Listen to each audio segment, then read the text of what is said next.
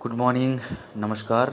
MPPSC 2022 के संबंध में चर्चा करने जा रहे हैं। लोक सेवा आयोग द्वारा राज्य सेवा परीक्षा 2022 के जो पद हैं उनके संबंध में विस्तृत विवरण दिया गया है। ठीक है, रिक्तियों का विवरण, कितने पद हैं। एक बार और मैं आपको यहाँ पर बताऊँ कि अब आगे पोस्ट इसमें नहीं बढ़ेंगे। इसके लिए इस परीक्षा के लिए पोस्ट इतने ही रहेंगे। जो हम सुनने में आया था, जो जिस तरह की खबरें समाचार पत्रों, मीडिया, सोशल मीडिया में चल रही थी, वो ऐसा अब कुछ प्रतीत नहीं होता कि आगे कोई पोस्ट बढ़ेंगे, क्योंकि ये अंतिम निर्धारण आयोग द्वारा कर दिया गया है और जल्द ही इसका रिजल्ट, प्रारंभिक परीक्षा का रिजल्ट आ जाएगा।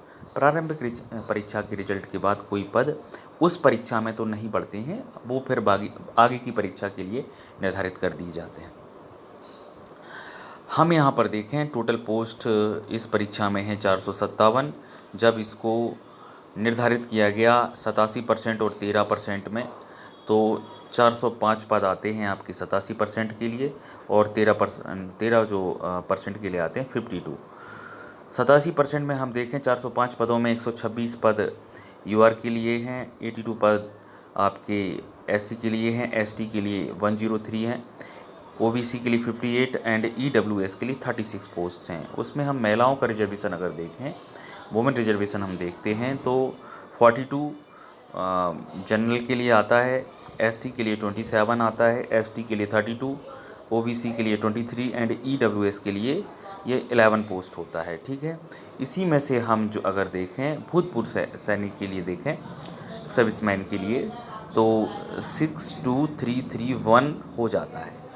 और इसी तरह से बाकी का कुछ आपको दिव्यांगजन के लिए आरक्षण है। अब इसमें हम जब पोस्ट देखते हैं तो 126 में से अगर हम महिलाओं का 42, देन 6 पोस्ट आप एक्स सर्विसमैन का निकाल देते हैं, तो जो पोस्ट बचती हैं 78 पोस्ट बचती हैं यूआर मेल के लिए, और इन्हीं पर आपका कट ऑफ निर्धारित होगा।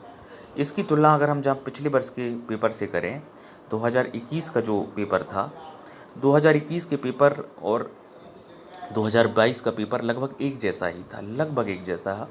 पेपर के स्तर, पेपर की कठिनता, पेपर का जो प्रश्नों की प्रकृति लगभग एक जैसी ही थी, कोई अंतर नहीं रहा।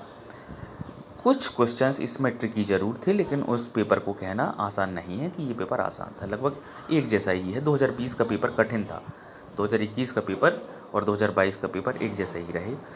अब इसमें क्या कट ऑफ हो सकता है? अगर हम कट ऑफ की बात करें, मेरे अनुसार जो कट ऑफ आपका 2021 का था, कट ऑफ उससे नीचे ही जाएगा, उससे ऊपर आने की कोई संभावनाएं नहीं है।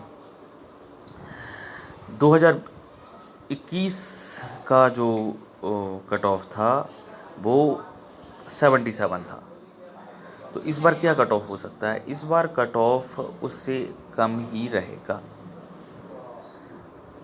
एक तो पेपर का स्तर लगभग वैसा ही, दूसरी पोस्ट उसमें बहुत कम थी। पोस्ट जनरल की अगर हम पोस्ट देखें तो जनरल मेल की पोस्ट सभी तरह का, वहाँ से आप विभाजन, महिलाओं का, एक्स सर्विसमैन का, सब निकाल के अगर देखते हैं तो पोस्ट लगभग 36 बच सकती थी।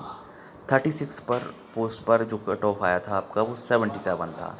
इस बार पोस्ट बचती हैं 78, तो कट ऑफ निश्चित तौर पर से कम जाएगा। तो मुझे लग रहा है, जहाँ तक मेरा ये मानना है, कि कट ऑफ 75 के आसपास रहने की संभावना है यूआर मेल के लिए।